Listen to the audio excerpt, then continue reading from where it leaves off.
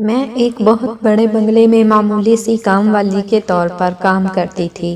میرے خاندان کی عورتیں نسل در نسل ایسے ہی بنگلوں میں کام کیا تھا اور اپنی روزی روٹی ایسے ہی گھروں میں کام کر کے کمائی تھی، پر میں نہیں جانتی تھی کہ میرے ساتھ اتنا بڑا واقعہ ہو جائے گا جو میری زندگی کو بدل کر رکھ دے گا۔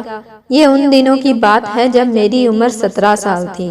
میری اماں کے جاننے والے اکثر ہمارے گھر آتے تو میرا کوئی نہ کوئی رشتہ بتاتے تھے۔ میری ماں کی نظریں آسمان پر تھیں۔ اماں کہتی کہ میں اپنی بیٹی کی شادی کسی ایسے لڑکے سے کروں گی جو زمین جائیداد کا مالک ہو۔ ہمارے رشتہ دار جو ہمارے گھر آتے حیران ہو کر اماں سے پوچھتے، نسرین، تمہیں اس حالت میں کون بنگلے والا یا زمین جائیداد والا ملے گا؟ تم تو بہت معمولی گھر کی عورت ہو، اس لیے اونچے خواب نہ دیکھو اور اپنی بیٹی کو اپنی استطاعت کے مطابق بیاہ دو۔ میری اماں یہ باتیں سن کر نکوت سے کہتی، تم نے اپنی بیٹی کو غریب گھر میں بیاہ دیا ہے، میں ایسا ہرگز نہیں کروں گی، چاہے اپنی بیٹی کی شادی 80 سالہ مرد سے کیوں نہ کرنی پڑے۔ یہ سن کر عورتیں کانوں کو ہاتھ لگاتی اور میری آنکھوں میں آنسو اتر آتے کہ اماں میری شادی کرے گی یا میرا سودا۔ خدا کا شکر کہ ابھی تک ایسے بوڑھے کا رشتہ میری خاطر آیا نہیں تھا، کیونکہ اب میں خود کو ہر دم چھپا کے رکھتی، میں بالکل ایسے رہتی کہ کوئی مجھے جان ہی نہ پائے۔ اماں نے لاکھ کوشش کی کہ میں بھڑکیلے کپڑے پہنوں، لوگوں کے آگے پیچھے پھروں، پر میں نے ایسا کچھ نہیں کیا۔ میں خود کو چھپا کے رکھتی کسی نگینے یا سفینے کی طرح، مگر پھر بھی انسان کی قسمت میں جو لکھا ہوتا ہے وہ تو کبھی بھی بھر نہیں سکتا۔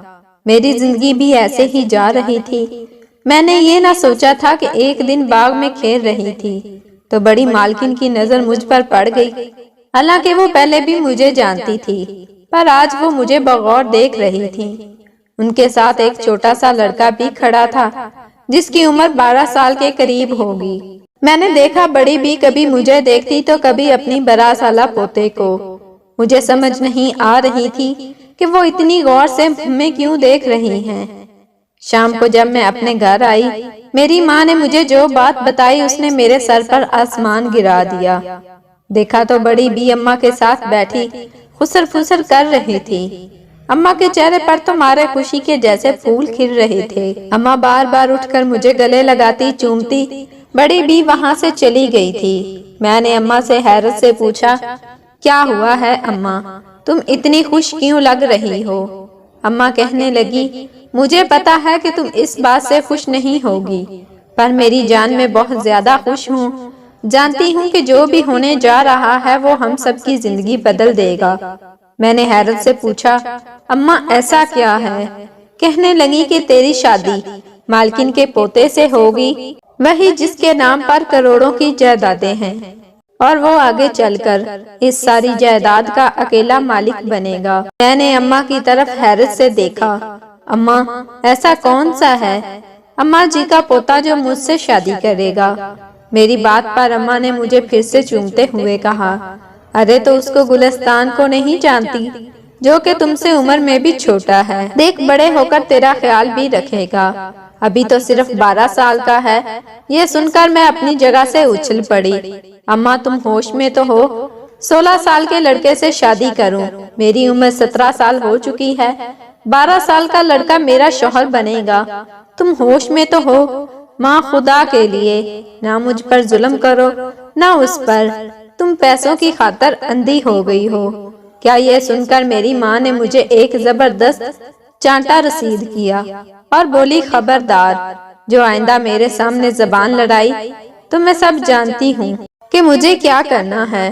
تجھے میں نے اپنے پیٹ میں 9 مہینے رکھ کر میں نے تجھے اس لیے نہیں پیدا کیا کہ تم میری نافرمانی کرو۔ میں نے کہا، کیا اولاد کو پیدا کرنے کا مطلب یہ ہے کہ تم اس کی سودے بازی کرو؟ اماں نے مجھے ایک اور تھپڑ جوڑ دیا، خبردار جو تو نے ایسی باتیں اپنے منہ سے نکالی، میں تیری ماں ہوں، تیرے لیے برا نہیں سوچوں گی، اور پھر میں کون سا تمہیں 80 سالہ بوڑھے سے بیاہ رہی ہوں؟ وہ لڑکا تم سے عمر میں چھوٹا ہے، تھوڑے ہی عرصے میں جوان ہو جائے گا، پھر تیری حفاظت کرے گا۔ تجھ سے دب کر رہے گا، تو عمر میں اس سے بڑی ہے، جو چاہے اس سے کروا سکتی ہے۔ میں نے کہا اماں مجھے کسی بچے کو نہیں پالنا، مجھے ایک ذمہ دار شوہر کی ضرورت ہے جو میرا خیال رکھے، بھلے اتنا دولت مند نہ ہو، مجھے اس بات سے کوئی فرق نہیں پڑتا۔ مگر اماں نے میری ایک نہ سنی اور میری فرہندہ بی بی کے پوتے گلستان کے ساتھ بات پکی کر دی۔ گلستان مجھ سے عمر میں کافی چھوٹا تھا، پر نہ جانے کیوں اس میں عجیب سا روب تھا، اور جب بھی گلستان کو دیکھتی وہ مجھے مختلف ہی لگتا تھا۔ میں نے اب اسے شوہر والی نظر سے بھی دیکھنا شروع کر دیا تھا۔ واقعی گلستان میں کوئی نہ کوئی خاص بات ضرور تھی، پر اس کا ایک مسئلہ تھا، وہ یہ کہ وہ بولتا نہیں تھا، بس ہمیشہ مجھے عجیب سی نظروں سے دیکھتا رہتا، جیسے مجھ سے کچھ کہنا چاہتا ہو پر کہہ نہ پا رہا ہو۔ ایک اور بات جو کہ گلستان میں عجیب تھی، وہ یہ کہ اس کا رنگ باقی خاندان والوں سے نہیں ملتا تھا۔ فرہندہ بی بی کا رنگ تو پکا اور کالا تھا، ان کے سبھی بیٹے بھی ایسے ہی تھے، پر خدا جانے کیوں ان کے ایک بیٹے یعنی ان کے پوتے کا رنگ ان سب سے جدا تھا۔ آنکھوں کا رنگ بھی نیلا تھا۔ پھر فرہندہ بیگم اس سے اتنی محبت نہیں کرتی تھی جتنی اپنے باقی پوتے پوتیوں سے کرتی تھی۔ فرہندہ بیگم اسے ایک امتیازی سلوک رکھتی تھی، مگر اب شادی ہو رہی تھی، وہ بھی اس کے وقت جب 12 سال ہی کا تھا۔ گلستان اس شادی سے خوش نظر آ رہا تھا، اس کے چہرے پر ہمیشہ ایک خوشی کی لہر ہی دیکھی تھی، پر میں یہ نہیں جانتی تھی کہ وہ خوش کس بات سے ہے۔ اس نے ابھی تک مجھ سے سلام دعا بھی نہیں کی تھی، یہاں تک کہ میری شادی کا دن آ پہنچا۔ اب میرا غم کچھ کم ہو گیا تھا۔ میں ایک نوکرانی کی بیٹی تھی، ظاہر ہے مجھے ساری زندگی سکون سے تو گزارنے کے لیے ایک امیر گھر کی ضرورت تھی۔ مجھے اتنا خوبصورت شوہر اور کہیں نہیں مل سکتا تھا جو مجھ سے عمر میں چھوٹا بھی ہو، ویسے بھی کون سی ابھی بوڑھی تھی، 17 سال کی تھی۔ جب تک میرے بچے ہوتے وہ بھی یعنی میرا شوہر بڑا ہوتا، تب تک زندگی ہی گزر جانی تھی۔ 5 سال ہی کا تو فرق تھا۔ میں نے یہ سوچ کر خود کو دل میں سمجھا بجھا لیا، پر اب میں سوچ رہی تھی کہ میں اپنے شوہر کے ساتھ اس بارے میں بات کروں گی۔ وہ مجھے عمر سے بڑا لگتا تھا۔ میری شادی ہو گئی، مگر جیسے ہی میرا نکاح پڑھایا گیا، فرہندہ بیگم کے چہرے کے تیور بدل گئے۔ میں نے دیکھا فرہندہ بیگم باقی تمام سہیلیوں اور گھر والوں میں بیٹھی کسی گہری سوچ میں گم تھی۔ اب وہ مجھے بہت پریشان نظر آ رہی تھی، جبکہ پہلے وہ اس سے زیادہ خوش تھی۔ میری اماں کی تو باتیں کھل گئی تھی، کیونکہ ان کی لاٹری جو لگ گئی تھی۔ بیٹھے بٹھائے ان کی بیٹی نے ان کی زندگی کو آسان ترین بنا دیا تھا۔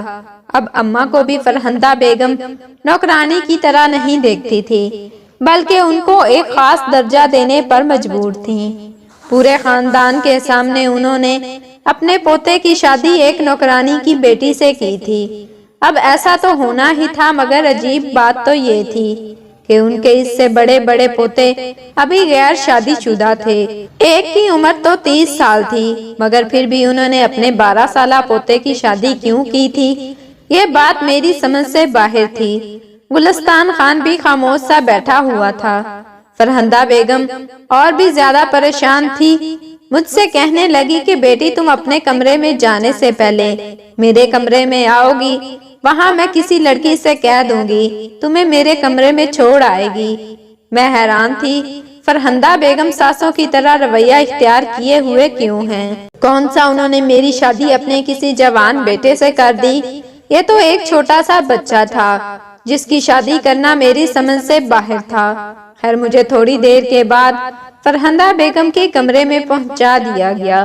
میں وہاں بیٹھی اس کا انتظار کر رہی تھی، تبھی وہ ہڑبڑی میں کمرے میں داخل ہوئی، دروازے کو زور سے بند کیا اور میری طرف غصے والی نگاہوں سے دیکھ کر بولی، دیکھو لڑکی، میں نے اپنے کمسن پوتے کی شادی تم سے کر دی ہے۔ وہ ابھی ابھی بالغ ہوا ہے، پر اسے میاں بیوی کے رشتے کا کچھ پتہ نہیں۔ میں اچھی طرح جانتی ہوں تم جیسی لڑکیاں بڑی چالاک ہوتی ہیں، پر ہاں میرے پوتے کو پھانسنے کی کوشش مت کرنا۔ میں نے اس کی شادی صرف اس کے اطمینان کے لیے کروائی ہے، کیونکہ وہ ایک ایسے باپ کی اولاد ہے جس نے خود بھی 2 شادیاں کر رکھی تھیں۔ میں یہ سن کر حیران رہ گئی کہ فرہندہ بیگم اپنے ہی بیٹے کے بارے میں ایسی باتیں کر رہی ہیں، جبکہ میری ساس گلستان کی ماں ابھی تک مجھے نہیں ملی تھی۔ تو میری ساس نے مجھ پر یہ انکشاف بھی کیا کہ گلستان کی ماں مر چکی ہے اور گلستان اب انہیں ہی اپنی ماں مانتا ہے۔ سو اس حساب سے فرہندہ بیگم میری ساس ہوئی تھی۔ میں نے کہا جی باجی جی، جیسا آپ کہیں گی ویسا ہی ہوگا۔ ویسے بھی یہ شادی آپ کی مرضی سے ہوئی ہے، آپ کی کرم نوازی کہ آپ نے مخمل میں ٹاٹ کا پیوند لگا دیا، اور میں آپ کی ہمیشہ ہمیشہ شکر گزار رہوں گی۔ میری یہ بات سن کر فرہندہ بیگم کے چہرے پر ایک تکبر بھری مسکراہٹ آئی اور بولی، ہاں بالکل، میں نے مخمل میں ٹاٹ کا پیوند تو لگا دیا، پر اب تم خود کو صحیح ثابت کرنا، میرے بیٹے کے ساتھ تعلق بنانے کی کوشش بھی مت کرنا، ابھی وہ چھوٹا ہے، اس کو ان باتوں کا نہیں پتا۔ میں چاہتی ہوں کہ وہ پڑھائی پر دھیان دے، بس اس کی ضد تھی کہ یہ کسی لڑکی سے شادی کرنا چاہتا ہے، تو میں نے اس کی شادی تم سے کر دی۔ فرہندہ بیگم نے باقاعدہ جو بات بتائی تھی، مجھے اصل حقیقت اس سے کچھ اور مختلف معلوم ہوتی تھی۔ فرہندہ بیگم مجھے میرے شوہر کے کمرے میں بھی نہیں بھیجنا چاہتی تھی، اور چونکہ انہوں نے سب کے سامنے اپنے پوتے کی شادی کروائی تھی، اب وہ مجھے روک بھی نہیں سکتی تھی۔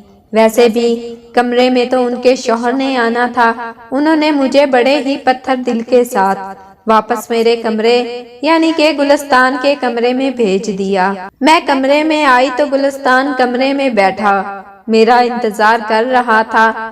میں ظاہر ہے اسے خود سے چھوٹا سمجھتی تھی۔ میں نے کہا، ارے واہ، تم تو دلہنوں کی طرح میرا انتظار کر رہے تھے، اچھا لگا تمہیں میرا انتظار کرتا دیکھ کر۔ میں نے دیکھا گلستان خاموش ہی تھا۔ میں اس کے قریب جا کر بیٹھی، وہ بولنے کی کوشش کرنے لگا۔ اس وقت مجھے اندازہ ہوا کہ وہ واقعی گلستان صحیح طریقے سے بول نہیں سکتا، مگر وہ بہت زیادہ غصے میں لگ رہا تھا۔ میں نے کہا، گلستان کیا تم کچھ بولو گے؟ نہیں، اس نے مجھے زبان سے اشارہ کر کے بتایا کہ وہ زیادہ بول نہیں سکتا۔ میں نے کہا، یہ تو میرے ساتھ بہت بڑا دھوکہ ہو گیا، تم بول نہیں سکتے، مجھے لگتا تھا کہ تم بڑے ستمگر ہو۔ میں نے اس سے مذاق کرنا شروع کیا تھا، پر گلستان خان غصے سے اٹھ کر کھڑا ہوا تو مجھے یقین ہوا کہ اسے یہ باتیں بری لگ رہی ہیں۔ تبھی کمرے کے دروازے پر دستک ہوئی۔ میں نے دروازہ کھولا تو سامنے ایک لڑکی کھڑی ہوئی تھی۔ لڑکی نے خود کو کالی چادر میں لپیٹ رکھا تھا، جبکہ وہ بہت جلدی میں لگ رہی تھی۔ اس کی سانسیں بھی پھولی ہوئی تھیں، بالکل ویسی جیسے فرہندہ بیگم کی تھیں۔ میں نے کہا، کیا بات ہے، تم کون ہو، مجھ سے کیا چاہتی ہو؟ بولی کہ دیکھو لڑکی، میں تمہارے بھلے کے لیے تم سے ایک بات کرنے آئی ہوں، اگر تمہیں کوئی دلچسپی ہے تو میرے پیچھے پیچھے چھت پر آ جاؤ۔ یا خدایا، یہ کیا بات ہوئی، میرے شوہر نے بھی مجھے اشارہ کیا کہ تم چھت پر چلی جاؤ۔ مجھے اطمینان ہوا۔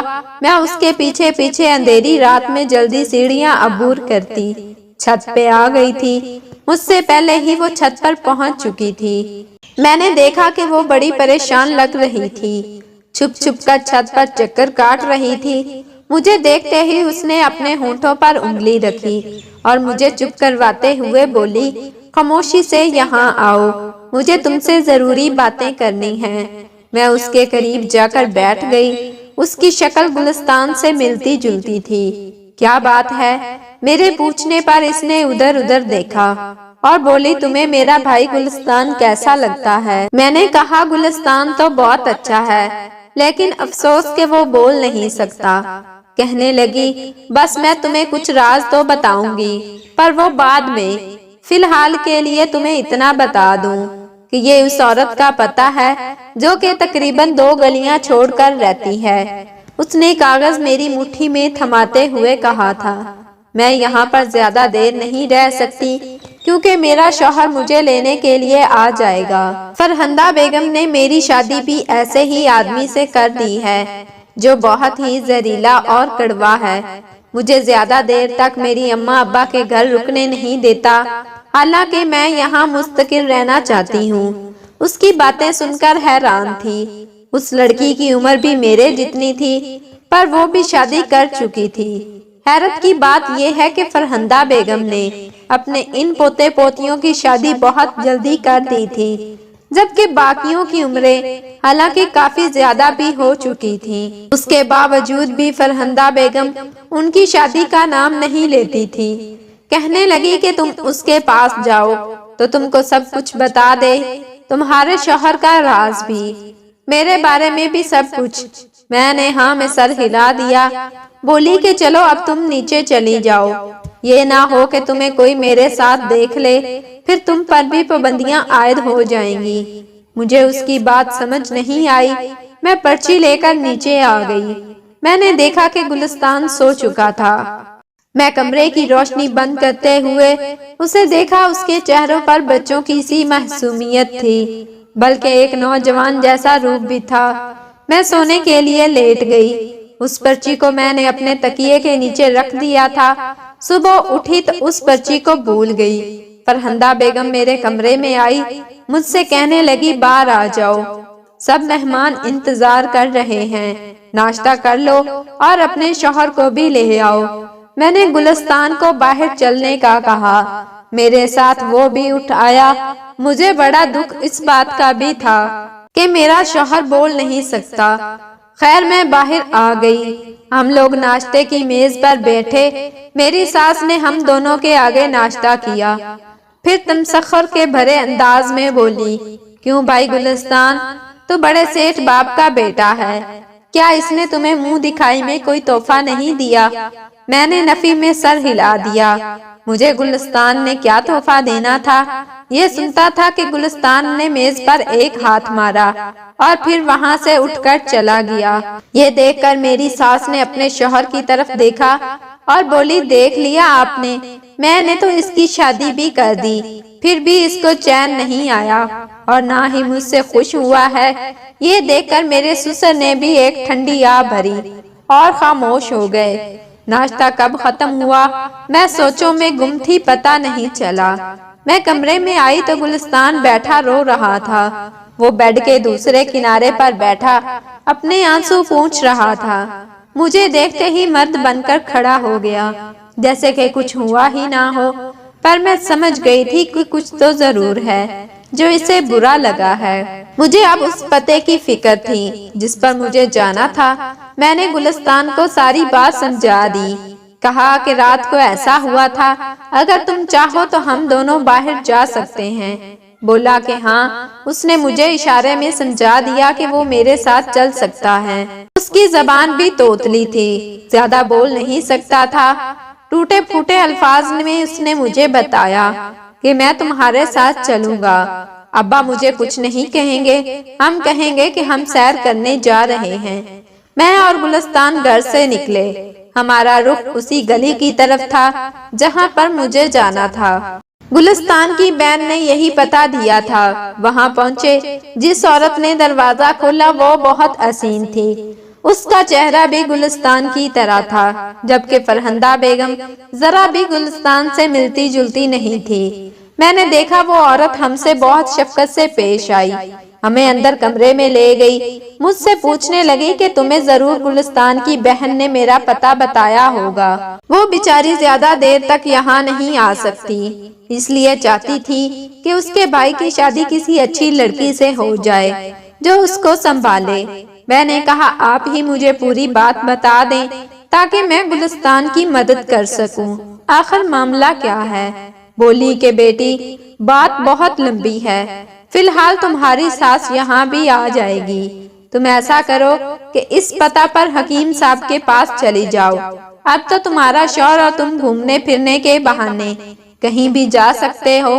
حکیم تم کو ہرن کا گوشت دے گا، اس گوشت پر کچھ جڑی بوٹیاں بھی چڑی دیں گی، اس کا استعمال کرو گی تو تمہیں خود سمجھ آ جائے گا۔ میں نے ان سے مزید کوئی بات نہیں کی، وہ بھی جلدی میں لگ رہی تھی۔ ان سے حکیم کا پتہ لیا اور گلستان کے ساتھ وہاں پہنچ گئی۔ حکیم صاحب نے گلستان کو اندر کمرے میں بلایا اور پھر مجھے ہرن کا گوشت دے دیا۔ کہا کہ اسے تم اپنے پاس فریج میں رکھ لینا، اس کی ایک بوٹی روزانہ تل کر اس پر یہ جڑی بوٹیاں چھڑک دینا اور روزانہ پھر اس کو لازمی کھلانا۔ ہاں، اس بات کا دھیان رہے کہ عمل باقاعدگی سے کرنا ہے، ورنہ تمہاری زندگی پہلے بھی سے زیادہ برباد ہو جائے گی۔ انہوں نے گلستان کی طرف دیکھتے ہوئے کہا، میں گلستان کو وہاں سے لے کر گھر واپس آ گئی۔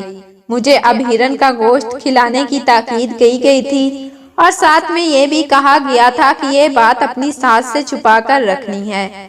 سو میں نے اپنی اماں کے گھر جا کر وہ گوشت فریج میں رکھ دیا، جانتی تھی کہ میری ساس ایسا نہیں کرنے دے گی۔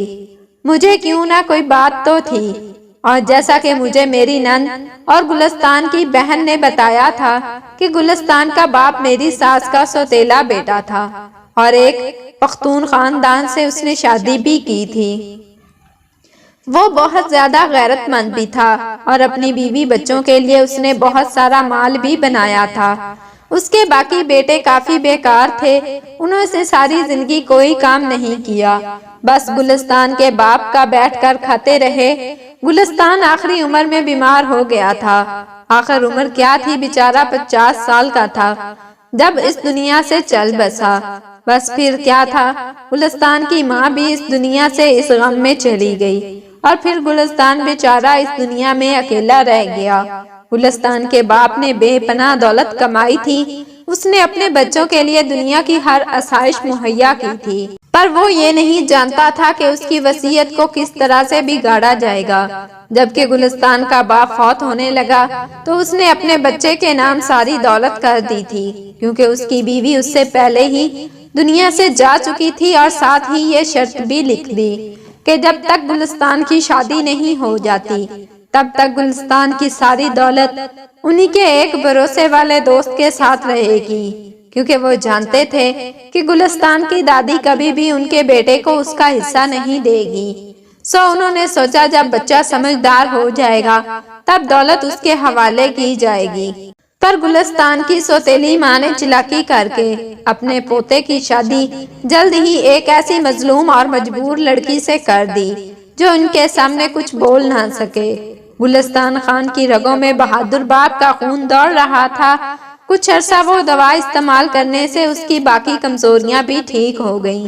وہ ٹھیک سے بول بھی نہیں سکتا تھا، شاید اس پر بہت طرح کے ظلم کیے گئے تھے، تب بھی وہ روانی سے بول بھی نہیں سکتا تھا، لیکن میں نے اس کا مکمل علاج کروایا اور میں خود بھی 17 سال کی تھی۔ اللہ نے مجھے عقل و فہم سے نوازا تھا۔ تقریباً 5-6 مہینے گزرے، گلستان بہتر ہونے لگا۔ فرہندہ بیگم کا ماتھا ٹھنکا، لیکن اس وقت تک پانی سر سے گزر چکا تھا اور میرا شوہر اپنی زندگی کی بنیاد رکھ چکے تھے، جسے فرہندہ بیگم چاہ کر بھی ہلا نہیں سکتی تھی۔